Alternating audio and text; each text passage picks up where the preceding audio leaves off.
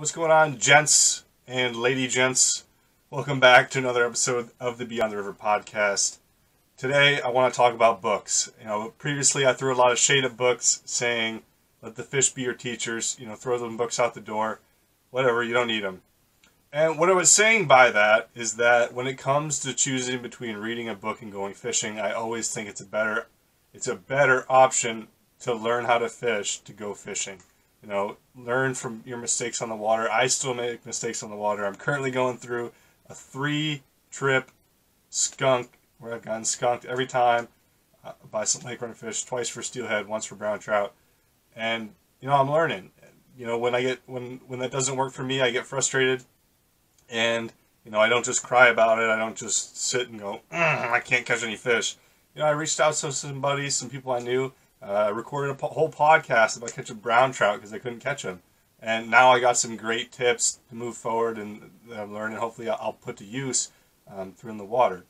But there are a few books that I think are absolutely great books. I never once said I hate books. I never once said throw out all your books. But there are some great books that have really changed my fishing technique and really changed my whole fishing dynamic. And ironically, as I say the word dynamic, the one book that I have read front to back multiple times, and something I continue to look at and continue to use as a guide, it completely changed my approach to fishing, and it is George Daniels' Dynamic Nymphing. I truly think that this is the best book to catch more trout. It's about trout. To catch more trout when you're fly fishing. I read this book, I don't know, probably 6 or 7 years ago now, and I have not looked back. I've completely changed to a tight line setup. Of course, now I'm a competitive nympher, so obviously I still fish that style. Now, I've learned some stuff all the way. I'm not saying this book has all the answers in it. He has come out with a new book with some more stuff. I know Devin Olson has come out with a new book. Jason Randall has a book on, it's called Nymph Masters. They're all basically the same book. This was the first. I think this is the best book. And like I said, this is the one book that I've read front to back when it comes to nymphing multiple times. Great book. Highly recommend it. This is worth your time to read. Secondly, I have not read George's other book, Strip Set Cover to Back, but this is a constant guide for me. The way I like to use books, I no longer read books front to back because, like I said, I'd rather be out in the water. One thing I use the book for is for pictures. Pictures of fish like that, big browns like that, gets me so pumped to fish. It's a way that keeps me motivated, gets me hyped. I'm a dreamer.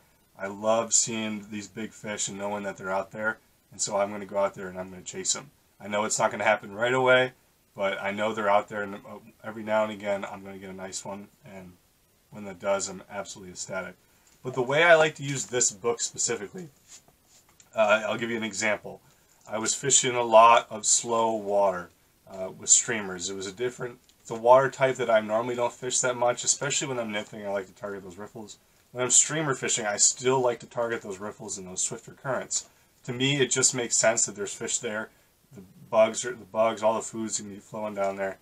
But a lot of these big fish do hold in some backwater areas, and it's an area that I was not good at fishing. It's an area I knew I wasn't good at fishing. And it's an area that I went a couple trips, and I fished primarily that water, and I couldn't catch anything. So this book, I go into the table of contents. It's got a section for different water types fishing, and there's one on slow pools, deep pools. I, of course, looked at that and got some tips, and then I went out that following weekend, and I caught some fish in some slow pools. And, that's just a great way. You don't have to spend hours and hours just flipping through the pages reading a bunch of stuff that you might not necessarily need. George is an incredibly, this is no plug on George or hate on George. George is an incredibly knowledgeable angler. I'm not going to deny that. Probably one of the best in the world at the moment. But you don't need every little tidbit in here. And he even says it in the book himself.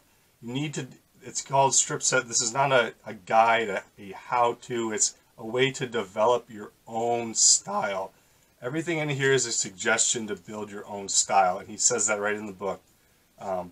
So another great book to research. Develop your own style. This is a great streamer fishing book. Lastly, the books that I think are the most underrated are spot books. And currently, as far as spot books, I've been looking at Giant Trout. This is Landon Mayer's 25 Best Places in the United States Catch Trophy Trout. This, is not for everybody.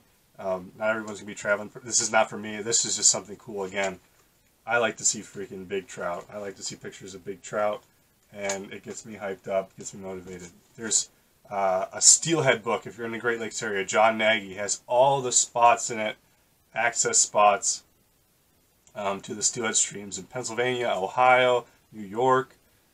And, spot books, there's one on the, I'm going to tell you this, there's one on the West Branch of the Delaware that has every spot in the Delaware. There is no secret spot in the West Branch of the Delaware. All the spots are in the damn book.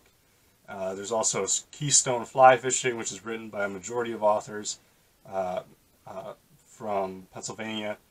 All different areas. It's broken down into sections. I think it's broken down into 6 sections, or maybe it's 5. Northwest, North Central, Northeast, Central, South Central, Southwest, Southeast, all that shit. It's broken down into sections, and there's like probably about 20 waters in each section. If you're in Pennsylvania, it's a must-have book if you live in Pennsylvania.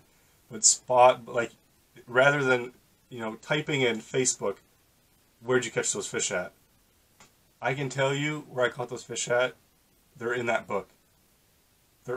Almost all of them are in that book. Almost all my spots come from books. I'll tell you that right now. It's just a little effort. It's all you need. If you're going to put some time into books, put some time into spot books. Half of them you can probably just look at or look on Google. You may not even have to buy the book.